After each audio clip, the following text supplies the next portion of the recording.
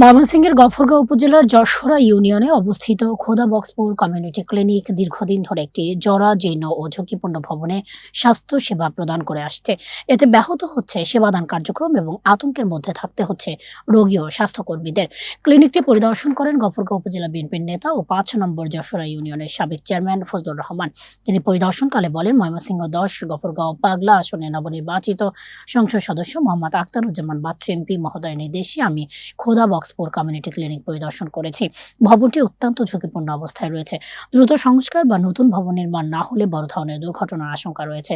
সংশ্লিষ্ট কর্তৃপক্ষকে আমরা বিষয়টি দ্রুত সমাধানের জন্য অনুরোধ করব।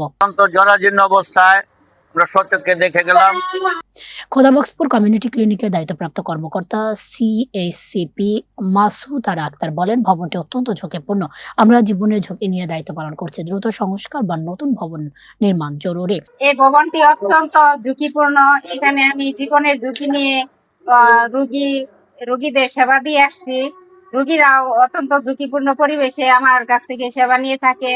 যে কোনো সময়ে একটা দুর্ঘটনা ঘটে যেতে পারে।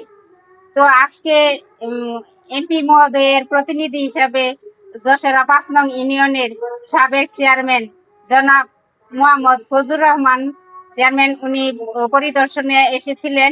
আমি ওনার কাছে বিনীত আবেদন জানাই, অতি সত্বর যেন আমার এই অর্থাৎ খোদাবক্সপুর কমিউনিটি ক্লিনিকটি যেন পুনর্নির্মাণের ব্যবস্থা করা হয়।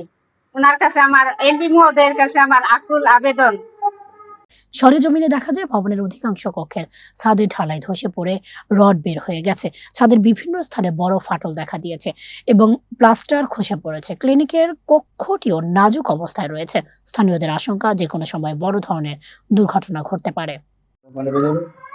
খোদাবক্সপুর কমিউনিটি ক্লিনিক ১৯৯৭ সালে প্রতিষ্ঠিত হয়ে দীর্ঘদিন যাবৎ যশোরা এবং রসুলপুর ইউনিয়নের হতদরিদ্র জনগণের স্বাস্থ্য সেবা নিশ্চিত করার লক্ষ্যে নিরলসভাবে কাজ করে যাচ্ছে।